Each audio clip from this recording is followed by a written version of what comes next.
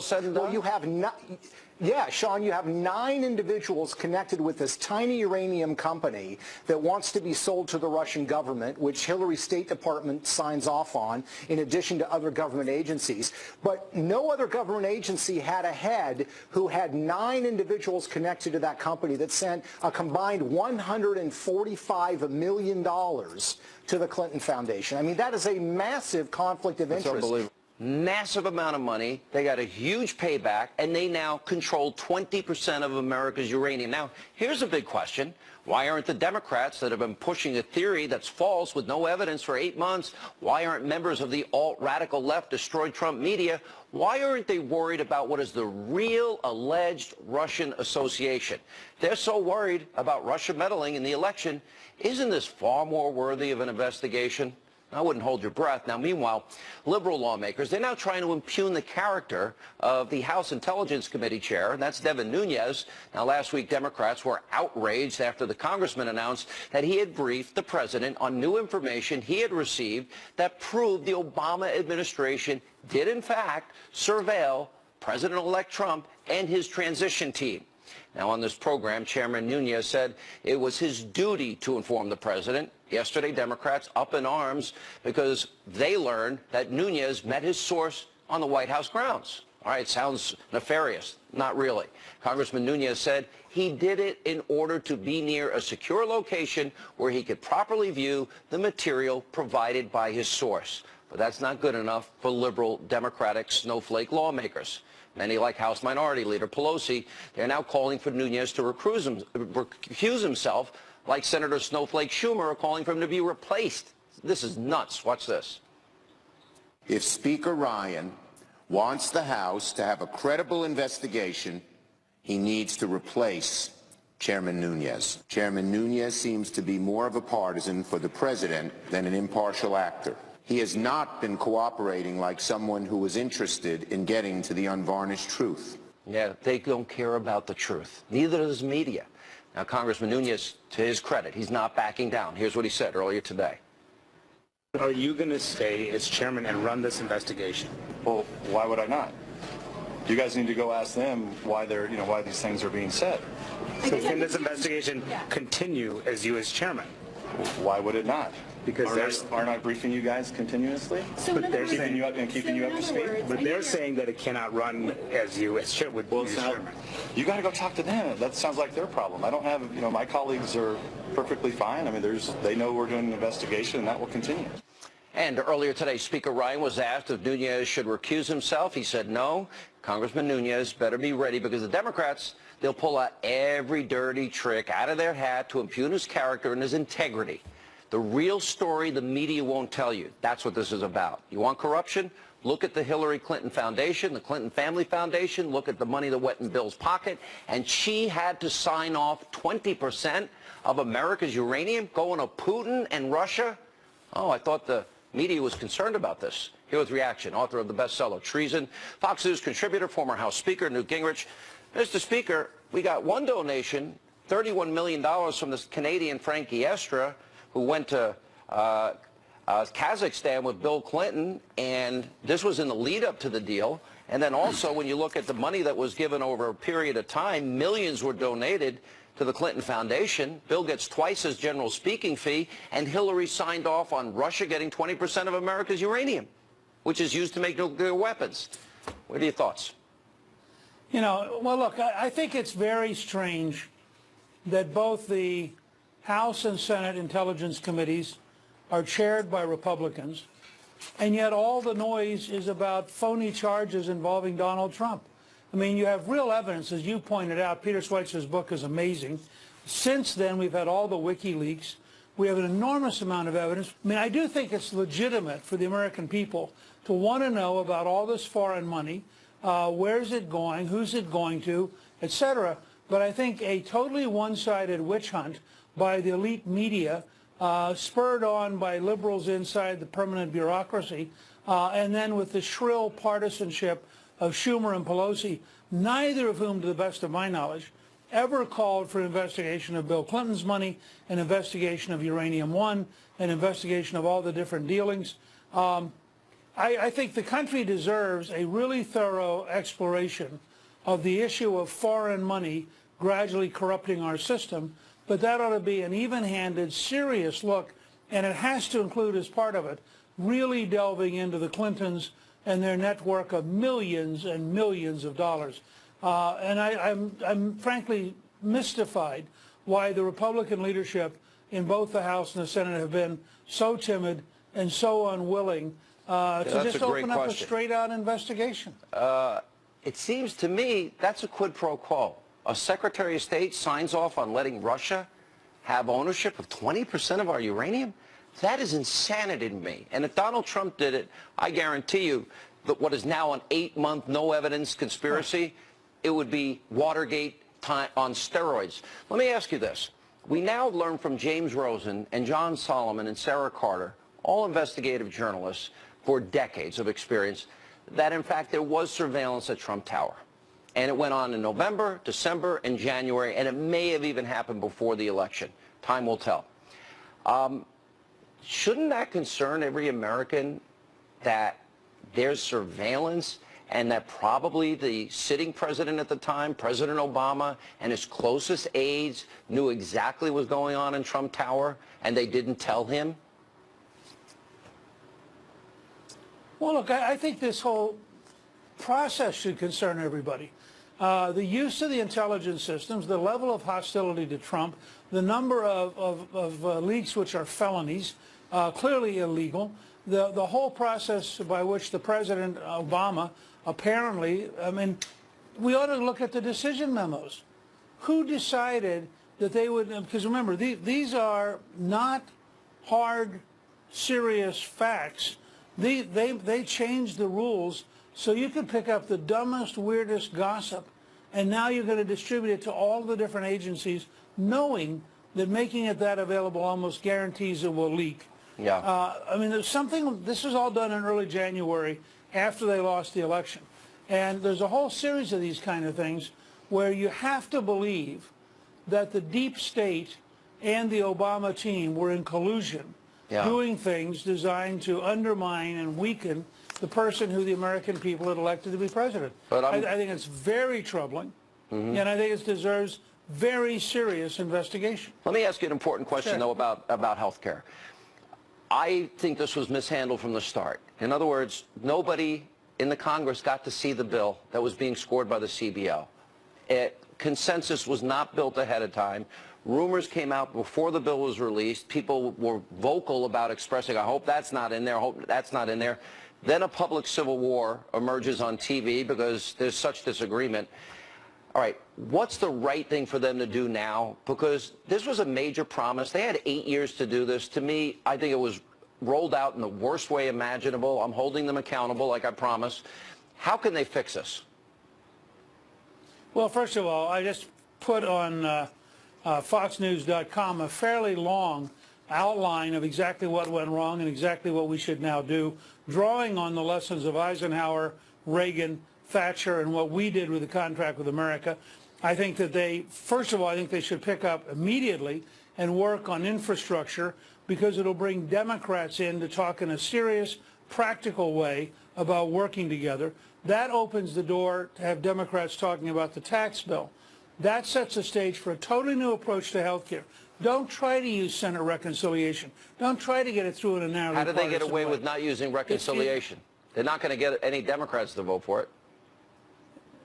Look, if you and I are right, and then the president's right, and Paul Ryan's right about how bad Obamacare is for rural America, then we should be able to do a better deal for North Dakota that is so vivid and so clear that Senator Heidecamp, who's up for re-election next year, has no choice. She either votes for it or she gets beaten next year.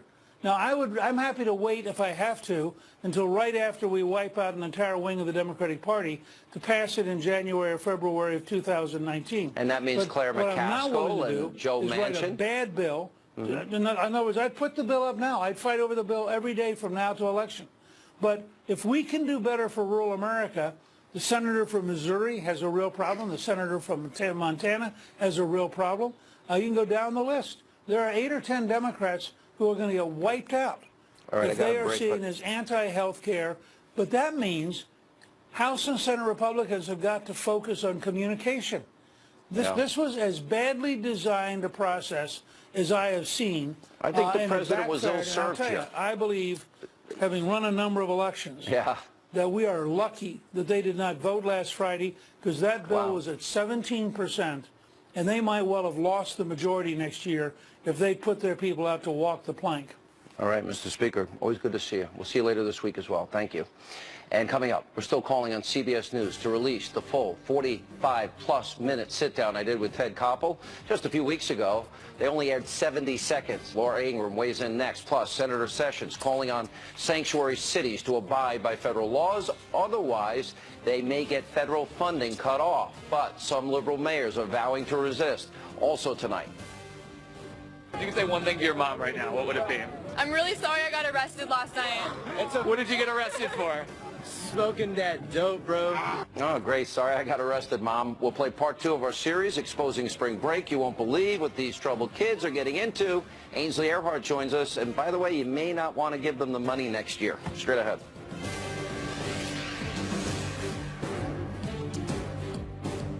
All right, welcome back to Hannity. So last night in this program, I told you how CBS News veteran Ted Koppel said I was, quote, bad for America. They only aired 70 seconds of what was like a 50-minute sit-down interview that was taped earlier this month. Well, this was not the first time that CBS has been called out for editing interviews. Now, back in September of 2012, after the Benghazi attack in Libya that killed 4 Americans, CBS sat down with President Obama the day after that attack. But when they first aired the interview, they didn't get into any details about Benghazi. Now, fast forward about a month during a debate with Mitt Romney, while President Obama was challenged on whether or not he had called the Benghazi attack a terror attack from the very beginning. The president said he did. Romney said he did not. 3 days later, CBS, they came to the rescue, and they aired a previously unaired clip from their interview with the president where he said this. Watch. You're right that this is not a situation that was exactly the same as what happened in Egypt. My suspicion is that there are folks involved in this who were looking to target Americans from the start. It doesn't say it's a terror attack. It appears to back up the president's claim that he called it terrorism from day one, even though he really didn't. So why didn't CBS include that in their original reporting? Then, a few weeks later, right before the 2012 election, CBS quietly posted an extended clip of the Benghazi conversation on their website. Watch this. Mr. President, this morning you went out of your way to avoid the use of the word terrorism in connection with the Libya attack. Right. Do you believe that this was a terrorist attack? Well, it's too early to know exactly how this came about, what group was involved, but obviously it was an attack on Americans, and we are going to be working with the Libyan government to make sure that we bring these folks to justice, one way or the other. This has been described as a mob action, but there are reports that they were very heavily armed with grenades. As I that said, doesn't sound like your normal demonstration. Right. As I said, we're still investigating exactly what happened. I don't want to jump the gun on this. So why did CBS wait so long to put that out when it was part of a debate a month earlier? Were they trying to cover for the president? This is why we continue to demand that CBS News release the full interview that I had with Ted Koppel. What do they have to hide? Anyway, we reached out to the network today, but shockingly have not heard back. Joining us with reaction, editor-in-chief of Life Zet, nationally syndicated radio host, Fox News contributor, big smile on her face, Laura Ingraham. We've dealt with this our whole lives. But in that particular case, they had the answer to a big question in a big debate. They wouldn't air it. Why? Yeah, well, because it doesn't work with the CBS worldview. I mean, to play the entire, or at least a fairly edited, representative tape of your interview hurts the worldview of the left, which sadly oftentimes CBS amplifies and airs, which is that, you know, you do an aggressive show. You hold the left accountable. You hold conservatives accountable. Republicans. You've criticized, yep. Yeah, so do you. Republicans. You held George Bush accountable. You've talked about failures in communication and strategy in the current administration and the challenges that they face. And you're also a conservative. You're very candid that you're a conservative. The problem with CBS and so many other news organizations is that they will mask the fact that most of the people working for the network, most, not all, but most, are liberals. The way they choose stories, the way they produce stories, the way they choose not to cover certain stories is always going to be done through a more liberal perspective and a liberal lens. And you don't make any bones about the fact that you're a conservative. A totally different way to analyze the situation. But that doesn't, to make those more nuanced points, that kind of blurs what CBS really wants to do here. They want to delegitimize you. Ted Koppel, he's been up to this old trick, delegitimizing Fox. He's been up to this for years. He's been giving interviews about how bad journalism today is for years and years. This is nothing new. You're just the most recent victim of it. You know, it's just sad. The reason they're not going to release this, Laura, after the first question, I give a substantive answer. He goes, I'm not going to air that answer. I'm like, well, why am I sitting here? Do you want my real opinion or not? And all throughout the rest of the interview, I'm taunting him. Are you going to keep this in, Ted? Are you going to keep that in? You're going to edit that out, Ted? Yeah. And it's like, of course they're not. They don't want to air that part. So, Sean, you know what you have to do next time? Next time, if you ever agree to do one of these interviews, you have to have your own crew tape it there videoing, and then you say, okay, let's just both video it just for fun. And then if they don't, then you release the whole thing. That has to be your ground rule. Yeah, you're right. Isn't that sad? My mistake. But it does. The same thing with phone interviews with people. You have to say, look, may I have permission to also tape this because I just can't trust you to do a representative, fair piece. And I would also add that in 2015, Ted Koppel told Stephen Colbert that he does oftentimes more serious studies on serious subjects than other media figures. Again, bemoaning the fractured nature of media. Yeah, that's what he said. I'm not holding my breath. All right, Laura, stay with us. We're going to keep you back for the next segment and coming up after the break. Countless Americans would be alive today, and countless loved ones would not be grieving today if these policies of sanctuary cities were ended. The Attorney General, Jeff Sessions, calling on sanctuary cities to abide by federal law, but some Democratic mayors, they're vowing to resist. Laura Ingraham, Monica Crowley, they'll react. Plus, President Trump signs a new executive order about energy independence. We get reaction from the EPA Administrator, Scott Pruitt. And part 2 of our series exposing how dangerous spring break is for your kids that you're paying for. That's all straight ahead with Ainsley Earhart.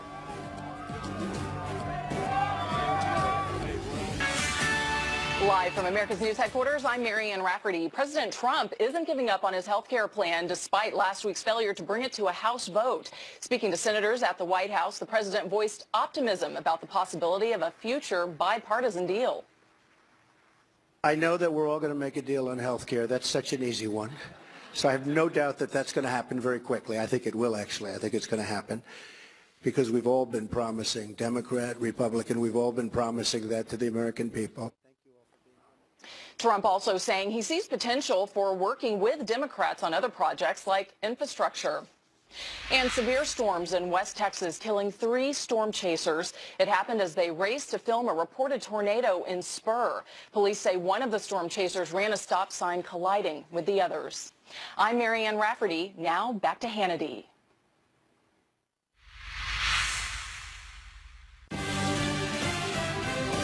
Work every day to remove the gang members, drug dealers, and violent criminals from your communities, and we already are.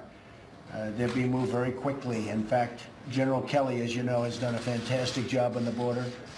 Down 61% since inauguration, people coming in, down 61%, which is a tremendous number. My highest duty as president is the security of our people, the security of our nation. That was the president earlier today. He's vowing to end sanctuary cities to poor criminal illegal immigrants. Now, yesterday, Attorney General Jeff Sessions addressed this issue. Watch this. Failure to deport aliens who are convicted of criminal offenses puts whole communities at risk, especially immigrant communities in the very sanctuary jurisdictions that seek to protect the perpetrators. Countless Americans would be alive today, and countless loved ones would not be grieving today if these policies of sanctuary cities were ended. All right, some big city Democratic mayors, they're vowing to fight the Trump administration. We continue with Laura Ingraham. Joining us now also is conservative commentator Monica Crowley. Monica, I'll start with you. L.A., San Francisco, Chicago, New York. All right, they want to aid and abet criminal aliens. That's a crime. I spoke to a father today, Steve Ronnebeck. His 21-year-old son was killed in a convenience store by a criminal illegal immigrant that had previously raped and held and kidnapped a woman for an entire week. We didn't deport him, and then he ended up killing his son. One of the main reasons why Donald Trump was elected president was during the campaign, he was unafraid to speak very uncomfortable truths about illegal immigration and what he was going to do to enforce the law, enforce the border, protect the American people and our sovereignty. That's one of the main reasons why he's sitting in the Oval Office today, and he means it. There is uniform immigration law under the federal government in this country. The Supreme Court for over a century has held that the federal government has exclusive power to make and enforce immigration law in this country. There's no statutory limitation. That is the only thing he is doing here. He's not doing anything outside the boundaries. And by the way, when President Obama was there, he had the federal government sue states like Arizona for wanting to enforce federal immigration law. Remember that? It's and insane. yet now the federal government under President Trump is being resisted in terms of trying to make states and cities enforce the law. Laura, I mean, I look at this and I'm thinking, this is aiding and abetting crime. Right. If any of the three of us did this, at least in my case, I'd be handcuffed, perp walk, mugshotted, throw away the key, and you guys would have to visit me with a cake and a file. Yeah, I think about the Rockville rape case. Really? These thugs were allowed to go free at the border, allowed to go free, posting, oh, they were held for a week and then released to their, quote, sponsors. I mean, when this happens under any president's watch, under any Homeland Security secretary, this policy, when this occurs, the individuals responsible for this policy, I think they have blood on their hands. I really do. We have enough problems in the United States, enough crime committed by American citizens, even if it's down in some cities, I understand that, and that's good news. But in places like Baltimore, in places like Chicago, L.A., the poorest Americans, the working poor, who have already been dealt a difficult hand in many circumstances. Now we go to them and say, you know, we know they're not all these jobs because a lot of those were shipped overseas, but now we're gonna put the welcome out for all these illegal immigrants, many of them bringing in gang affiliations, drugs and other problems. We're going to bring them in, and we're going to just see how your life turns out because we feel like it's our noble duty to resist Donald Trump. So we just hope it works out for you, and if someone in your family dies, I guess that's just the price we have to pay. Thank you both, as always. We'll have you both back soon. Appreciate it. Thank you. Coming up today, President Trump signed an executive order relating to energy independence. I've been saying this for years. The EPA Administrator, Scott Pruitt, will join us next exclusively to explain what's going on, and also later tonight. Get ready to drink hella water because you're about to be hungover as You're gonna die. You're gonna die. Yeah, part 2 of our series exposing spring break. Your kids absolutely wasted and hammered and plastered. Ainsley Earhardt is here with that dangerous. The action I'm taking today will eliminate federal overreach, restore economic freedom, and allow our companies and our workers to thrive, compete, and succeed on a level playing field for the first time in a long time, fellas. It's been a long time. I am taking historic steps to lift the restrictions on American energy, to reverse government intrusion, and to cancel job-killing regulations. All right, that was President Trump speaking earlier today after keeping yet another campaign promise by signing a new energy independence executive order that will roll back the Obama administration's energy regulations. Here with reaction, the Environmental Protection Agency Administrator, Scott Pruitt, is with us. You know, hi, Sean. Sir, I have been saying for years, we have all this natural gas and coal and oil underneath our feet, and we are begging countries that hate us for our energy, the lifeblood of our economy. Explain what this executive order will do and what it means for America's goal towards energy independence. Sean, what a great day at the EPA today. The President, as you indicated, came to our agency and signed an executive order, and how wonderful it was to see a collection of coal miners from across the country stand behind the president as he signed that executive order, because it was a message across the country that we're going to do exactly what you said, Sean. Make sure that we are good stewards of the natural resources that we've been blessed with as a country, but actually harvest and use those natural resources to bless the American people. And so it's a great day to make sure that we send a very pro-growth, pro-environment message, and that's what started today with the president's executive order. All right, let me, it's very interesting because if you listen to the left, especially Al Gore, now this is the same Al Gore, sir, that I caught on a Gulfstream 3, which is one of the least energy efficient models of private aircraft in the sky. Then he'd get off with only 2 people, it seats 15 or 16. He got off the plane into his private limo, so I guess he bought carbon offsets.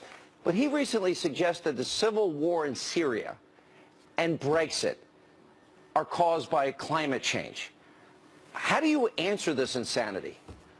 Well, I mean, I think that's a key word, Sean. There's been a lack of common sense, a lack of sanity with respect to how we've done regulations in this country for the last several years. And, until this past administration, the Environmental Protection Agency worked with states across the country to advance an environmental agenda that was about clean air and clean water, but it also understood that we didn't need to be antagonistic to economic growth and jobs. Since 1980, Sean, we've seen a 65% reduction in pollutants across this country, air pollutants, while at the same time growing an economy. So it was this past administration that made us put on jerseys. It was this past administration that said, if you're pro-environment, you're anti-energy. If you're pro-energy, you're anti-environment. The president is saying, we're going to reject that narrative. We're going to have a different path forward. We're going to be pro-growth and pro-jobs and pro-environment and get back to the core EPA originalism, if you will, Sean, the core mission of the agency. Advancing air quality, advancing water quality, but doing so with a sensitivity to creating jobs. Sir, many years ago, I was a contractor, and I bought an old Providence Gas Company van. It was the best $200 I ever spent in my life. It did have some body damage, but I fixed that myself. I was able to do it. It was a vehicle that had run, this is back in the early 80s, that used to be run on natural gas. And it runs cleaner, as I understand it, than, for example, gasoline. And we have more than the entire Middle East has oil combined. Do you see America maybe moving towards natural gas-run vehicles? How much would the average American save, and how many jobs would be created? I think that's happening. We're in the process of that technological revolution, if you will, Sean. What the president did today that I think was very key is he declared an end to the war on coal. He declared an end to the war on fossil fuels. He recognized that we've been blessed as a nation with natural gas, oil, coal, renewables, nuclear, and the rest. And we're going to make sure that we use all forms of energy to generate electricity so that we can grow our manufacturing base. But as you indicated, Sean, giving consumers the option, with respect to fuel efficiency and choosing vehicles that are run on natural gas. But we need to have a focus, a renewed focus, with hydraulic fracturing and horizontal drilling, making sure we take advantage of natural gas, but also the coal industry and the rest. The last administration picked winners and losers. Yeah, they did. And how many millions of jobs will be created, do you think, if we go with this all-the-above strategy? Because energy is the lifeblood of any economy. How many years would it take America to become fully energy independent, and how many jobs would be created if we keep clean coal and natural gas and drilling and maybe even nuclear at some point? And by the way, new developments and new technologies that emerge as well. When you think about it, Sean, the announcement last week with the Keystone Pipeline, so what's great about what the president did today is it's going to unleash the American spirit with respect to energy innovation in the transportation network, in exploration and production. Can you guess how many millions of jobs might be created? You can't. The manufacturing, you really can't, because the manufacturing base is going to be reinvigorated.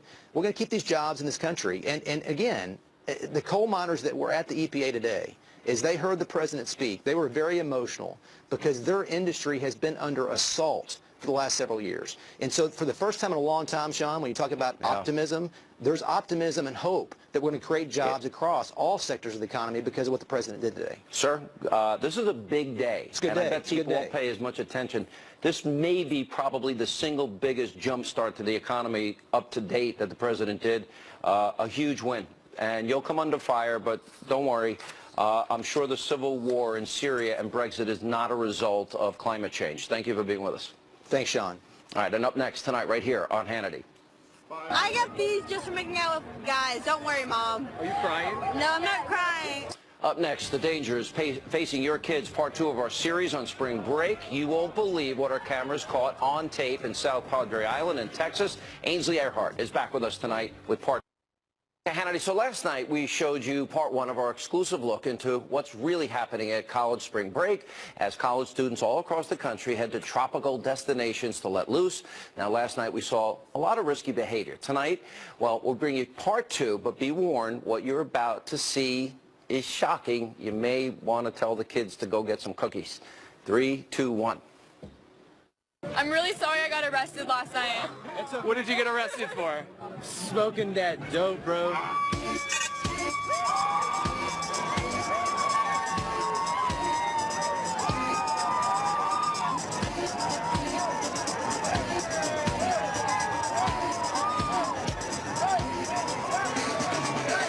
When did you start drinking today? 12 p.m. Get ready to drink hella water because you're about to be hungover as What about you? You're gonna die. We started drinking at like 7 in the morning. What's the craziest thing you've done since you've been here? A lot of coke. Are there a lot of people doing coke, or is it just mostly drinking? A lot of people are drinking, doing anything we can find. Spring break, so. Molly? Is there any Molly? Yeah, there's everything you can think of. Yeah, am I gonna get arrested for this? Have fun, get up. It's hard being an alcoholic 24/7, but I know you guys can do it. Everyone here, they're insane. I'm never coming back. A lot of twerking, like sex on the beach. A lot of molesting. That's a thing. That's like a straight up thing. Some guys gave them to me because they thought I was cute. My beads were free, but if you have beads and you're not me, you're a whore. Tell me why you have so many beats. Well, I flashed people. I just flashed. I haven't made out with you guys. I just flashed with I made out with 14 people. Hey!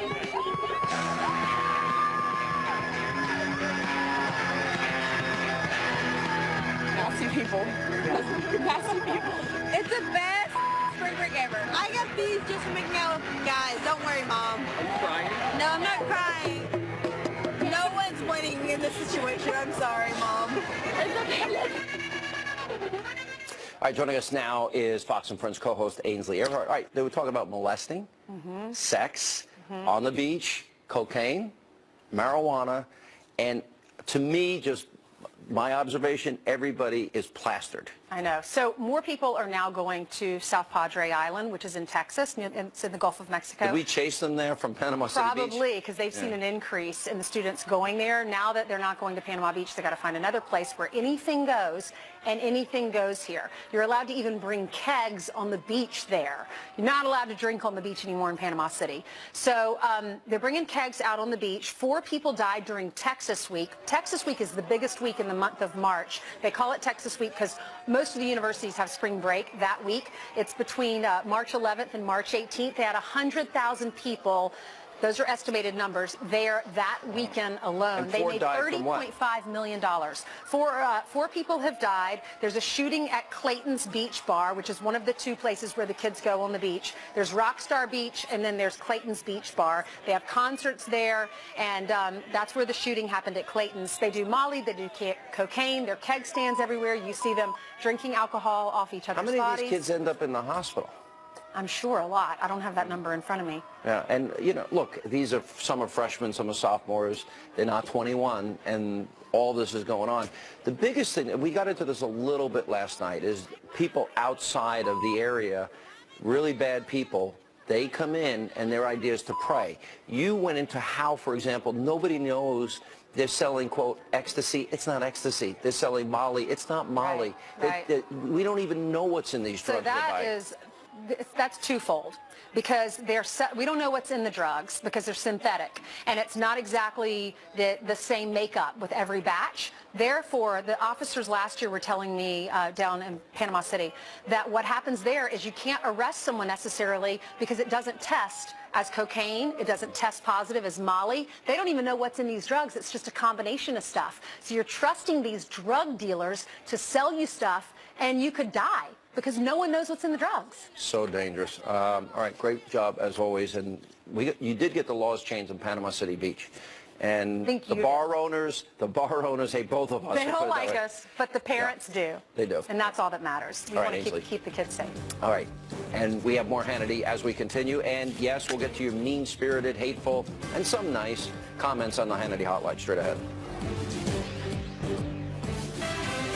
All right, time for our question of the day, and it's simple.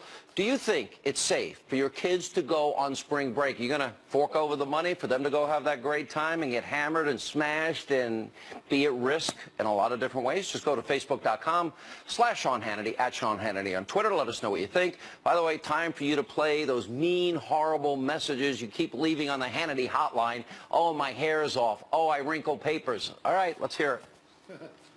Sean, this is the one show I can't watch because you are so negative and mean and hateful. I really don't agree with you about the spring break. Those guys are there just to blow off steam. If they act a little crazy, as long as they aren't hurting anybody, it's not wrong. I think you shouldn't really be making a big story about it. Haven't you been to spring break? Come on, man. It's all about having fun. Ray, I'm not against fun, but when kids get alcohol poisoning, bad drugs because people are preying on them, girls have been raped, people have been killed, I want them to have fun, but safer fun. You don't have to be totally wasted to have fun. As far as being mean and hateful and negative, I try not to be. Anyway, have something to say, nice or mean, doesn't matter. Call the number on your screen, 877-225-8587. That's all the time we have left this evening. We shall see you back here tomorrow night.